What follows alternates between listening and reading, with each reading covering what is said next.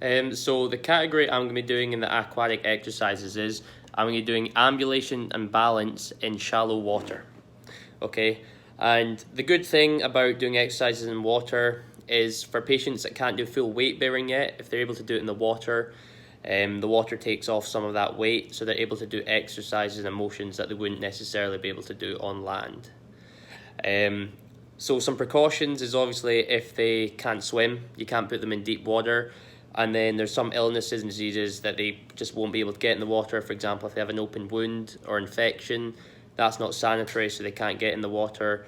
Or they might have something like an ear infection, which also means they may not be able to get into the water. But now I'm going to go outside the pool and show you the exercises involved in this category. Okay, so the first exercise we're going to be doing is toe walking. So this exercise is really good for your strength and your proprioception. So all the patient's going to do is just stand nice and tall on the balls of their feet and just walk. Okay? Now some patients might find this too hard, so some substitutions can be not going quite as high in the balls of your feet, keeping it lower, or even in the contractile swing, just their heel can touch the bottom if they're finding it too difficult. So the next exercise is going to be heel walking. This exercise is good for strengthening the dorsiflexors and also for proprioception as well.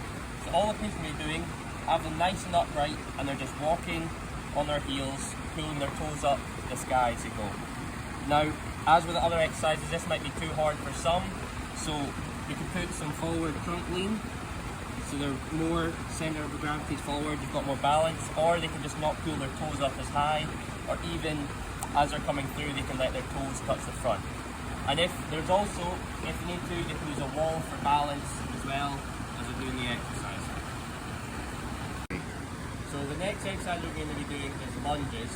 So this exercise is good for increasing strength and also the range of motion of your hips and your knee.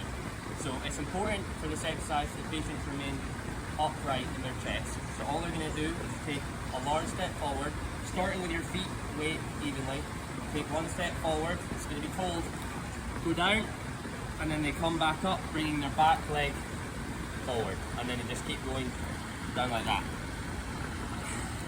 So substitutions for this is they can put a bit of a trunk lean into it, so there's less stretch, or they don't need to go as deep, and they can just go to here and then back up. So just to give you some different stuff as well, to add on to the lunges, it doesn't just need to be forward lunges, you can also incorporate some side lunges as well. So going down and back up, or there's obviously backward lunges as well, same. Body upright, stepping back, down, and the front feet moves, go back. And all these are still strengthening and increasing the range of motion of your hip and your knee. So this exercise is simply going to be forward walking. So as it sounds, the patient's just going to be walking through the water, but it's really important you're watching out that they've got the correct gait and they're remaining upright as they do so, okay?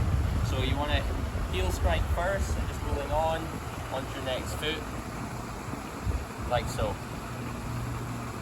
So there's different variations you can add in if they're not able to do that. Others you can let their gait go slightly if it's easier for them. They can add a bit of a trunk lean, or they can even, if it helps, they can use a wall to stabilize themselves as they walk to give them more of that balance. Okay, so this exercise is really good for just, if they're not able to walk on land yet, if they're not able to get that full weight bearing, they're able to do this in the pool instead.